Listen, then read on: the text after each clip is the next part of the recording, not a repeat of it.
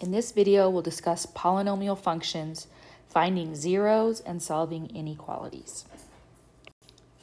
So keep in mind that a polynomial function is just terms separated by plus and minus signs. Polynomial of degree 2 is just a quadratic. Polynomial of degree 3 we call a cubic, and so on. Anything after 4 terms, we just call it a poly meaning many. When we solve a polynomial, we want to factor if we can. So we can do that sometimes by finding something that's quadratic in form, or possibly factoring by grouping. So for this example here, we notice that we only have 3 terms, so it's a trinomial, but it is a quartic. It has a degree 4 is the highest. This is quadratic in form. So what we can do is make a substitution. We can say, let u equal x squared. When we do that, keeping in mind that x to the 4th is x squared squared, we get u squared minus 8u plus 15 equals 0. This will now factor u minus 5 and u minus 3, and we can easily solve for u. Now, at this point, we have to resubstitute. U was not in our original question. We just made that substitution to make things look easier. So we say 5 equals x squared, or 3 equals x squared, and then taking the roots, keeping in mind that if we put the square root into the equation, we have to take both the positive and the negative, and we get 4 answers. Positive or negative root 5, and positive or negative root 3. In this next example, we can't use substitution. We have a cubic, but we do have 4 terms. So oftentimes, we're able to factor by grouping, which we can do in this case. So in this case, we notice that in these first 2 terms, we can factor out an x squared and also a 2, leaving 2x plus 1. For these next 2, I can factor out a negative 1, leaving 2x plus 1. So now I notice that this is in common, so I can pull that out,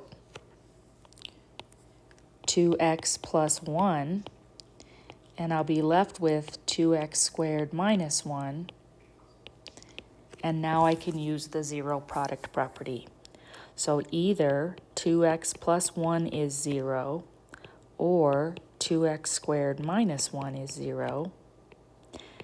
So we get negative 1/2. In this case, we get 2x squared equals 1, x squared equals 1/2, or x equals plus or minus root 2 over 2. So I took the square root here, root 1 over root 2, and I rationalized. So 3 answers in that case.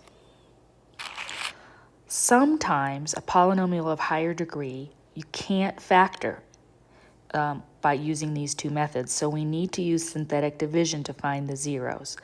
So just as a refresher for synthetic division, if I have a polynomial, I just write down the coefficients, leaving zeros for any missing terms. In this particular case, I don't have any missing terms, and I'm going to divide by x minus 5. So when I divide by x minus 5, I put a positive 5 out front. I bring the 3 down, multiply and get 15,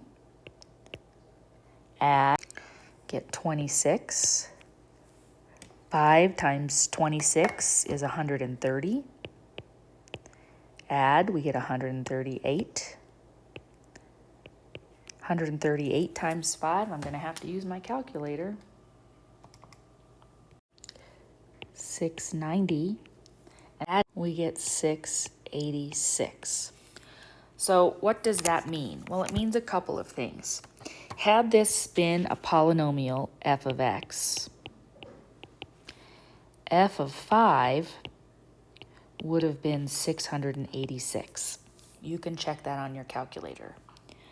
Also, we know that we can write this as x minus 5 times 3x squared plus 26x plus 138 plus our remainder of 686. So we're not very interested usually in something that doesn't have a zero remainder because our goal is to factor, but it does give us a function value if we need it. So looking at this again and dividing by x plus 2, I'm going to put a negative 2 out front. I've got my same coefficients here. I'll bring down a 3, negative 6. Adding, I get 5, negative 10. Negative 2 would give me 4, and then 0. So now I know that this factors as x plus 2, 3x squared, plus 5x minus 2.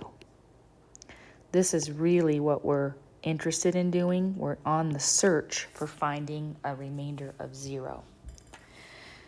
So keep in mind you can only use synthetic division if you're dividing by something like x minus a or x plus a. How do we know what things we should try to look for that remainder of 0? Well, that's called the rational roots theorem, and it states that if we have a rational solution or a rational root, it will be of the form p over q, where p are factors of the constant and q are factors of the lead coefficient. So let me show you what that looks like. In this case, factors of the constant p would be factors of 12. So 1 times 12, 2 times 6, or 3 times 4. And of course, each one of those could be positive or negative. Factors of the lead coefficient are 1, so we just get plus and minus 1. We want to take every combination of p over q, and since we have 1 over 1, 2 over 1, and so on, we just get plus or minus 1, 2, 3, 4, 6, and 12. Sometimes we get fractions in there, but in this particular case, we just get integers. So I'm only going to try these things in my synthetic division because these are the only values, if I have a rational solution, that would work. So I'm going to start by writing down my coefficients, 1, negative 2, negative 11, and 12. I make sure that I don't have any missing terms, so I have a cube, 2, 1, and then 0, so I'm okay. And I'm going to go ahead and start with the number 1. So I'm going to put a 1 out front. I'm going to bring down my first number. 1 times 1 is 1. Adding, I get negative 1. 1 times negative 1 gives me negative 1, negative 12. 1 times negative 12 is negative 12. Adding gives me 0. So I got really lucky here that this is in fact one of the zeros. I got it on my first try. You might get something that has a remainder, in which case you just move on to the next one. So in this case, this factors as x minus 1. And then I decrease this power down to x squared and use these 3 coefficients. X squared minus x minus 12. So at this point, I've factored this somewhat. And I can factor it further because this is just a quadratic that factors. X minus 4 and x plus 3. And so if I set this equal to 0, my zeros are 1, positive 4, and negative 3. Now, how would this change had this been an inequality? Well, not very much. We treat it the same way that we would have approached a quadratic inequality. So I'm going to go ahead and plot our values for -3 and 1. So we know that these are the zeros. This is the same inequality or equation we had up above. So these are our zeros. I want to be greater than 0, so I'm not going to include these values. And then I'm going to test my intervals. So my intervals are -infinity to -3, -3 to 1, 1 to 4, and 4 to infinity.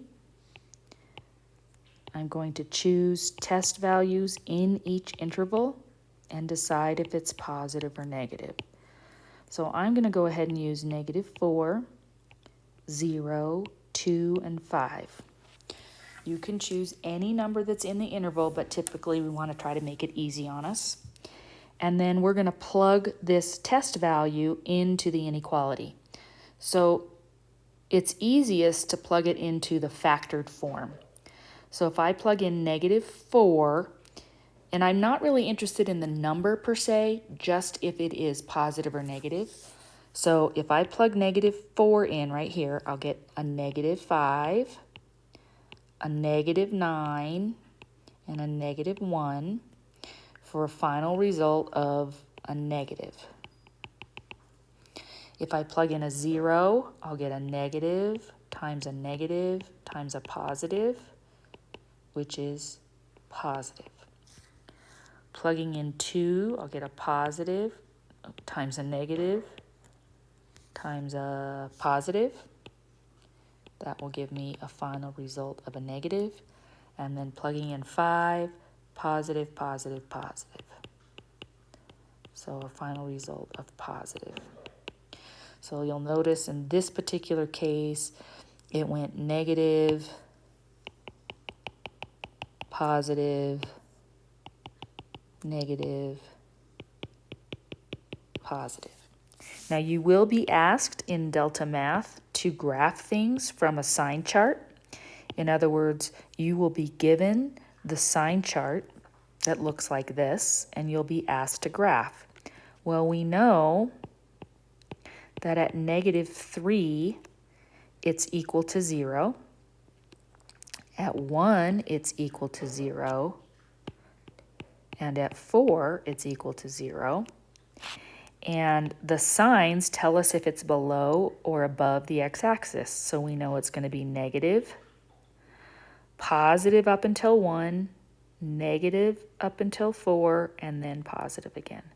So this might be a sketch. Do we know how high or how low it goes? We do not, but we do know where it's above and below the axis and where it crosses the axis. That concludes this video on polynomial equations and inequalities.